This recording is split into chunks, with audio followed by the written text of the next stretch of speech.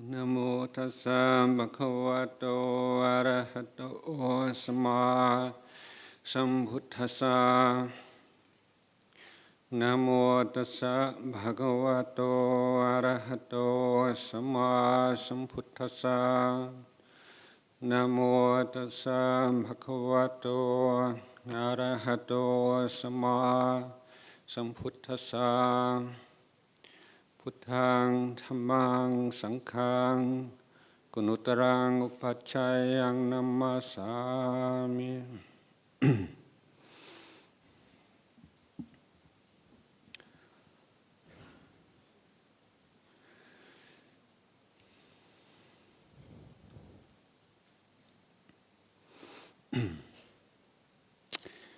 Good afternoon, everyone.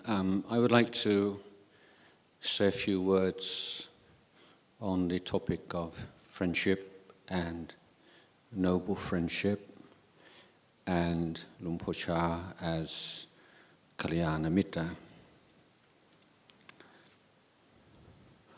So I think it's somewhat surprising, given the emphasis in Theravada Buddhism on self-reliance and creating our own refuge, the central importance given to good and noble friendship, as expressed so famously in the words of the Lord Buddha to Venerable Ananda, say not so, Ananda. Kalyana Mittata is not just half of the holy life, it's the whole of the holy life. But also,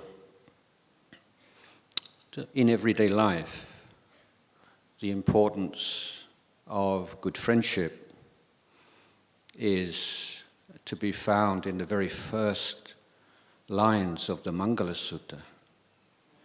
To have friendship with the good and the noble, and to avoid friendship with those who drag us down, who lead to a growth of defilements in our hearts. So in so many areas of life, the Buddha gave us this very useful standard when we decide to what degree we commit to a friendship, a relationship, an endeavor of any kind, and we determine whether overall there is a growth or a decrease in kusala dhammas, a growth or a decrease in akusala dhammas. And friendship is a clear example, an area of life in which we can use this principle. So I think we all know, we all have friends perhaps, who are overall like really nice people, maybe people we've known since we were kids. And yet, when we get together, there's this kind of toxic chemical reaction takes place. And we find it's easier to do unskillful things that alone we perhaps would not have done. We find it easier and almost natural to speak in unskillful ways. We find ourselves thinking in mean and unskillful ways. And we have to conclude, probably rather reluctantly, that as much as we love this person, or as much as we feel some affection towards this person, then here's what we call a bhapa mitta, is someone whose company is not good for us. On the other hand, we all have friends, and I hope many of those of you in long-term relationships, marriages, can say this about your spouses, that they bring out the good in you, that you find it easier to do good things, easier, more natural to speak about good things. You find good thoughts, wholesome thoughts in your mind, and you conclude that I don't really know that alone or without the presence of this person in my life, whether I would be able to act as well as this, or whether I would be able to speak as well as this, or to have these kinds of thoughts, to have made this kind of merit, to accumulated this kind of barami. So this is the kind of friendship that I think we all seek and we all hope to find in our lives. And this friendship is taken to an even higher level in the case of the spiritual friend. We call the Kalyana Mitta par excellence, the figures such as Ajahn Chah. So in my studies of Buddhism before I became a monk, which were admittedly rather superficial, but I was not inspired by the model of a spiritual teacher as a guru or as a God figure. I was much inspired by the idea of a teacher who kept the same rules, had the same standard of sila as all of his disciples.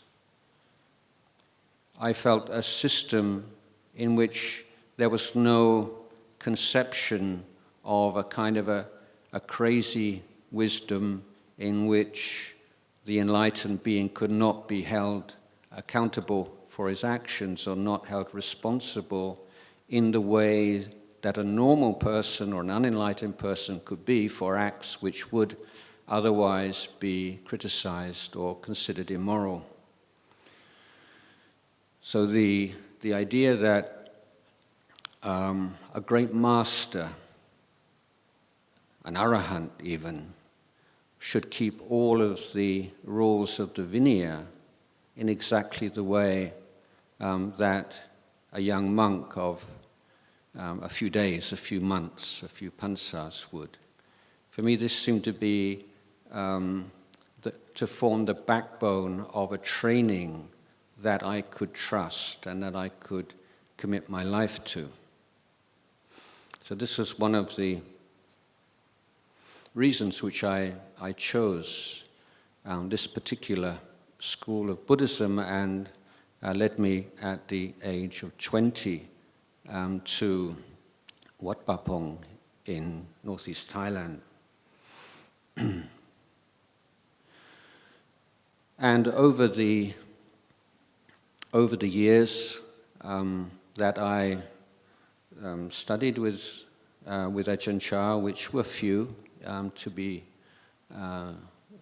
when I look at it, it was, I arrived when Luang Por Chah was 60 years old, and I can remember thinking, oh, he's so old, and now I'm 60, and I thought, oh, what a foolish perception.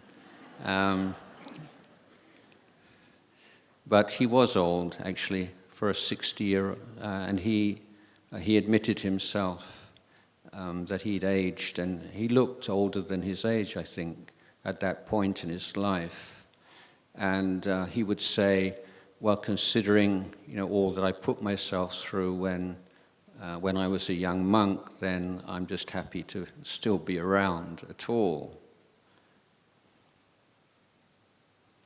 So Luang Por Pasano has mentioned that we didn't speak Thai, he didn't speak English, but that I don't think any of us felt that was a particular problem, at least to begin with, because communication is not restricted to the content of the words that we speak,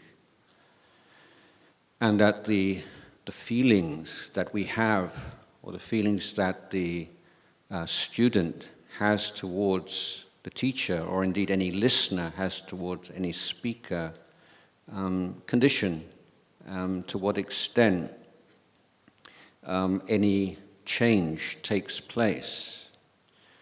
Because as a monastic, then we are declaring that we are ready to abandon everything for this path to enlightenment, and that we trust this teacher that whatever he says and does will be ultimately for our benefit, even though at the time it might seem quite the opposite. And I think that whether it's myself or any of the other senior monks who were blessed enough to have practiced, have met and learned from Luang Por Chah, I think we all felt it was really his presence and his example and who he was, which was the most powerful teaching. In fact, the Dhamma teachings he gave were wonderful, certainly, but unlike many of our Thai friends and fellow Thai monks and novices, most of us had done quite a lot of reading before we arrived. And many of the things that Luang Por Chah taught us were not revolutionary, not things that we'd never heard before in the most case, but they affected us. They're the things he said you remembered forever. I can say that, no matter how much your memory, our memories, at least my memory, fades as I get older. The words that Ajahn Chah spoke to me will never fade. I know that. And this was because of the feelings that he could produce in his students. This feeling that this is somebody who is speaking from direct experience. He's not speaking from book knowledge. He's not speaking to impress or show off his knowledge. This is an effort on his part to transmit the Dhamma which he knows and sees within his heart. And so at the beginning, even with a few words of Thai, and he, to give him his due, would try to speak in very simple terms with his Western disciples. Then you felt that every word was like a jewel. It was just a wonderful thing. And you say, pinch yourself. How could I be so fortunate? What good things have I done in my past to get me here? It's unbelievable. So as time went on, I began to appreciate the ways in which he seemed to me to embody the principle of the Kalyana Mitta as a spiritual teacher. And so in one of the suttas, the Buddha gives us a list of the qualities of the Kalyana Mitta, the true Kalyana Mitta. And when I read this, it's just like he's talking about Luang Por Chah. So the first quality is that the teacher, the Kalyana Mitta, inspires love and affection. You want to be around him. You want to be close to him. And in the old days he would sit under his kuti at night and be chatting to the monks, and sometimes in a more informal way, sometimes telling stories, sometimes teaching in a more the monks' discipline. And everybody would be sitting there and nobody wanted to leave, even if you were tired and it was 11 o'clock at 12 o'clock at night. Basically, you wouldn't leave until you were kicked out, you know. And you just wanted it to last forever. You know, there's this sense that you just feel totally bereft when you left his presence. So this is not to say this is like a criteria of a great teacher, to say all teachers are like this.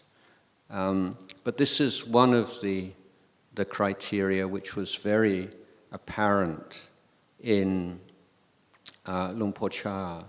So it's not like actually like a checklist for arahants. And in fact, Luang Por himself said, when you see noble beings, it's like different species of bird.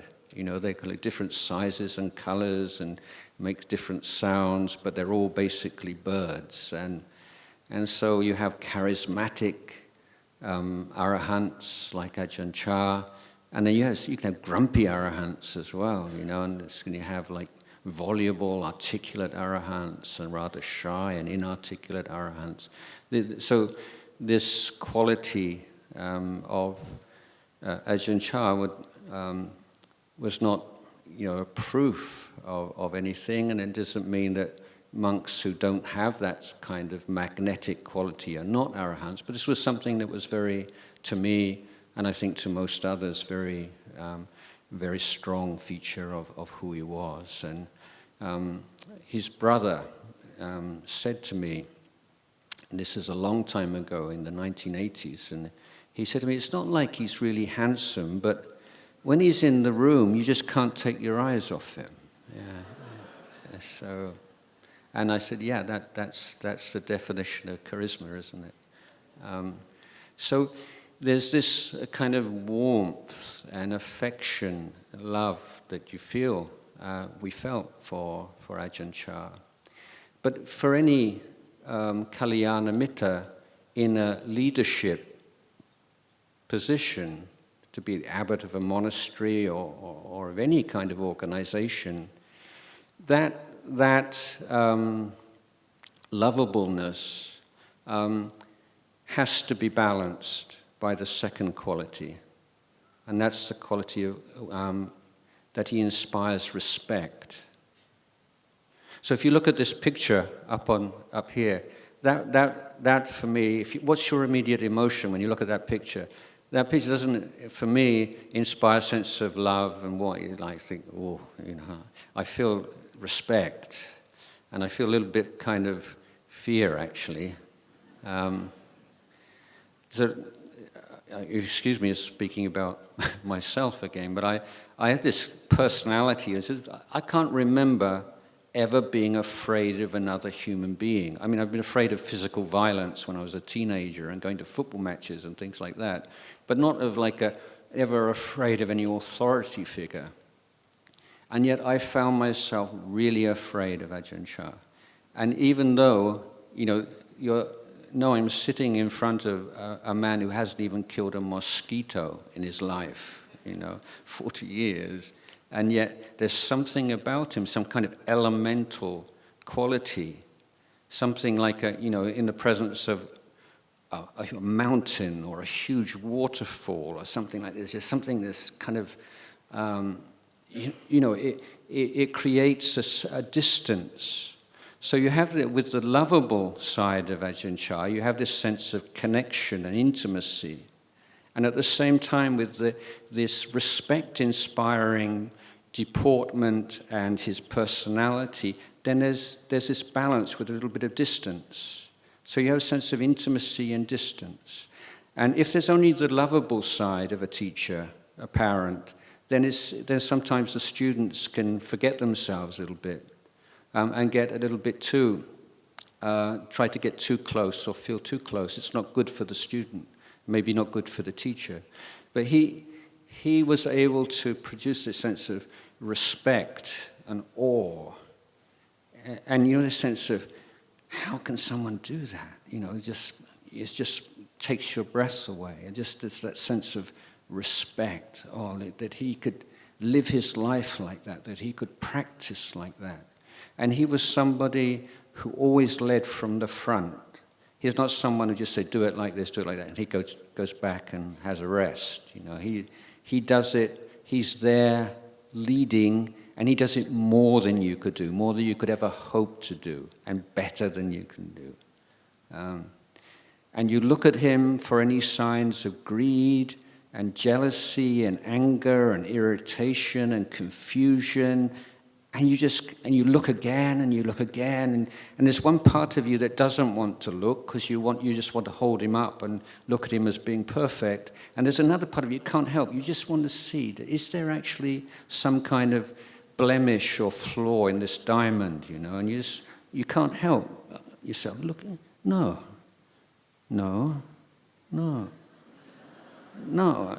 And you just, no. Is it?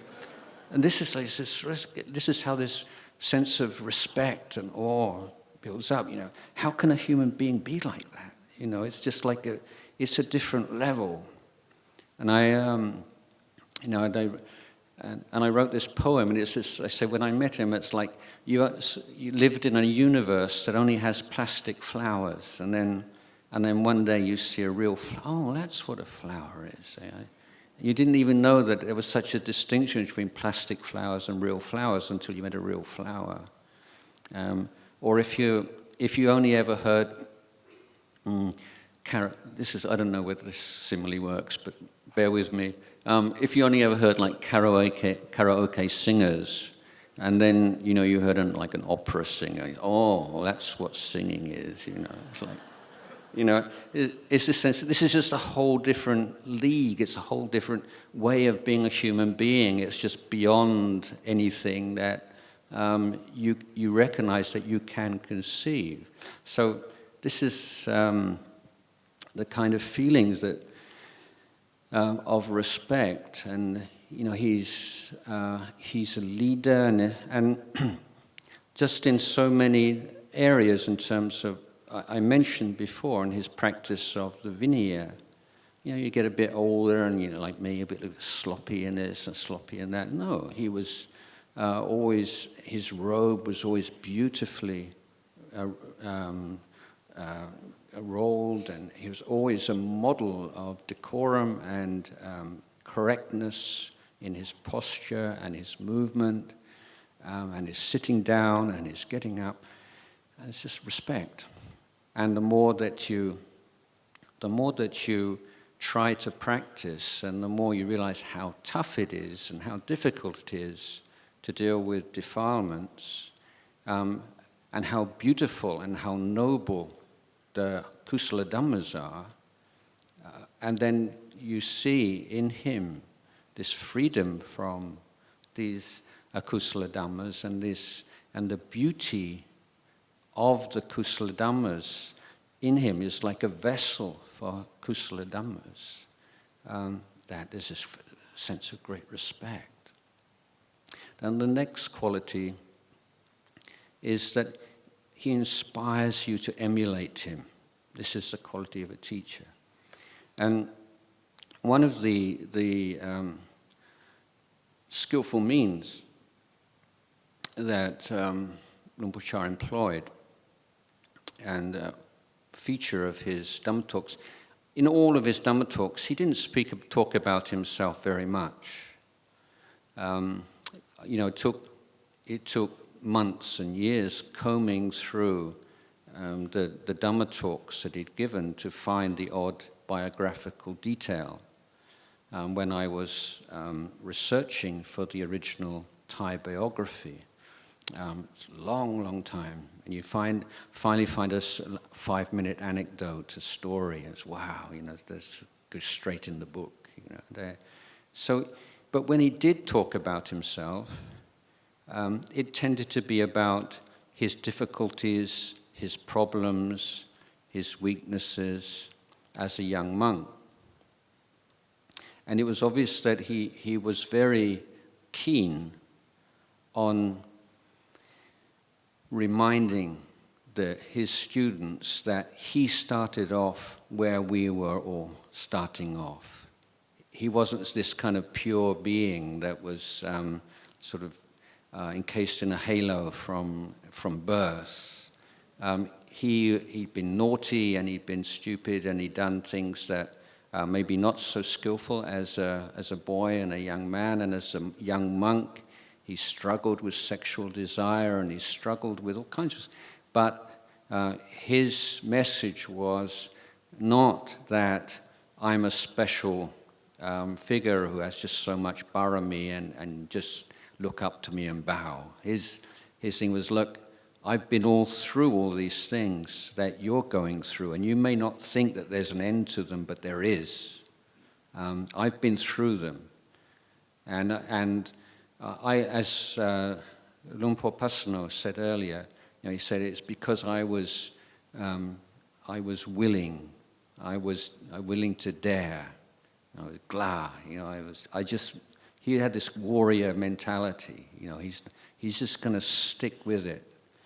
And he said this willingness to bear with the ups and downs, the vicissitudes of practice, and just keep consistent practice and working away at it, and being patient and being diligent and never giving in to doubts and indecision. He said, this is what kept him going, and eventually this kind of vigor and commitment and integrity and sincerity together, combined with the practice of mindfulness and the power of samadhi, resulted in this maturity that allowed a liberating wisdom to appear in his mind.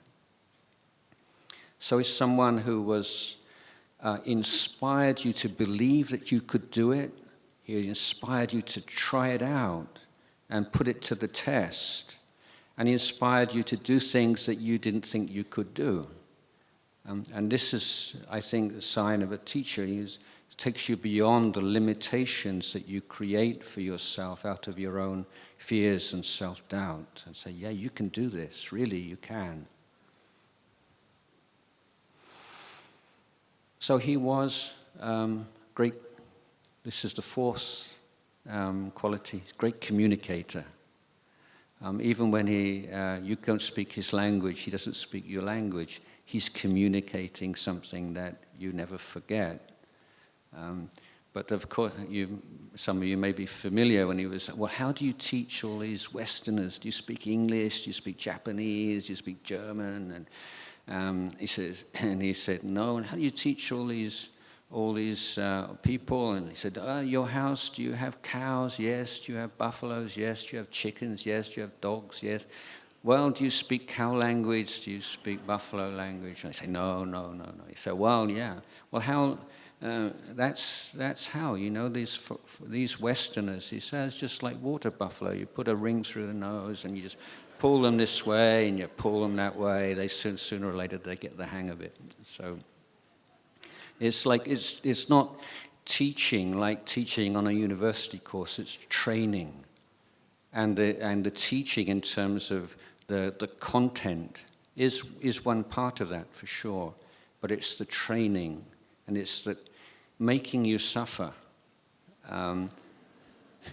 Yeah, that's the most compassionate thing you can do when you have certain safeguards and moral standards which are fixed in stone, and then you make people suffer so that they can see that suffering is caused by samudaya.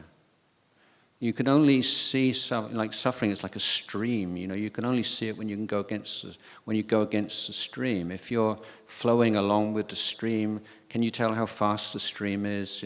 No, but you can soon tell when you go against the stream. So this was a principle of the way he trained people, and he communicated not just verbally, but in the way that he created his monastery, the training that he created. These were all speaking to you. These are all communicating the path of practice. Look right now, like Luang Por was saying, like, is this suffering? Yeah, it is. Well, why? Well, if I'm suffering, then there must be Kama tanha, Bhava tanha, Vibhava tanha. There must be ignorance. Where is that? What's going on here? So this is this call to look and to learn and to observe from your experience in your day-to-day life. And he said, I can't speak all these foreign languages, but I can speak the language of civil servants, I can speak the language of soldiers, I can speak the language of rice farmers, I can speak so many languages. So he had this ability to adapt his teaching to the level of knowledge and the interests and the backgrounds of the people that he spoke to, and to the individual personalities and dispositions of the people he spoke to in a most wonderful way. And many of us remember being astounded how he could be sitting with many different groups at the same time and be switching from one to the other effortlessly, and changing the language, even the language between Central Thai and Northeastern dialect, and the tone and the similes and the metaphors and the feeling, and just it's quite wonderful to see how he could do that in such a spontaneous way. So how was he able to do that? Because he had realized this, and so it was an application of something. It's just a flowing out of something that was there naturally. And he said, if the Dhamma is speaking from in your heart, it's like a stream that never runs dry. But if you're speaking from memory, then you have periods where you can't speak, or you become self-conscious, or it doesn't work. But when there is that contact with the Dhamma, and then there's just this effortless flow, and you could see that in him so clearly. So the next quality is patient. He's patient. In the sutta, it speaks specifically of patience towards the speech of students. But I think we can include this, like the emotions and the perceptions. And as a teacher, people are projecting so many different things onto you all of the time. Some of them more accurate than others. There are expectations and hopes and fears, and it's quite tiring and exhausting. And as a leader of any kind, of a teacher, then you're always seeing much more of the picture. Like someone on the top of a mountain, you can see 360 degrees. Someone on the side of the mountain can only see one slice of the mountain. But we all tend to believe that our slice of the mountain is the whole mountain. And so this leads to conflicts, and sometimes there are jealousies amongst students, who's closer to the teacher, who's closest to the teacher, and all these kind of things that go on. And Luang Por, in every area of his life, showed this patient endurance, and it was this forbearance and willing to, in Luang Por Sumedho's wonderful phrase, I was able to peacefully coexist with the unpleasant, whether it was physical or mental and environmental. And so he had this wonderful quality of patience, and he wasn't going to give up on you just because you were silly and petty and got confused or made mistakes. He was patient with you because he really wanted you to see this and to do this. He was able to, this is the 6th of the 7th qualities, so I'm running out of time now, so I have to accelerate. He was able to explain the most profound topics in a very simple language. So we often confuse complexity with profundity, don't we? You know, you read something, you hear something, and you say, oh, that was so profound. What you really mean is, I couldn't understand a word. But he, you know, being part of him, being a great communicator, you know, this obviously connected. He was able to take these profound topics of Dhamma and explain them in a simple way. But to quote another a Western figure, as simple as they could be explained, but no simpler. Sometimes there's this kind of making a fetish out of simple explanations, to the extent that the simple explanation doesn't do full justice to the complexity of the original, because some things are complex. You can't make every complex thing into a simple thing. But he was able to grasp the essential elements and to summarize or to point to the most important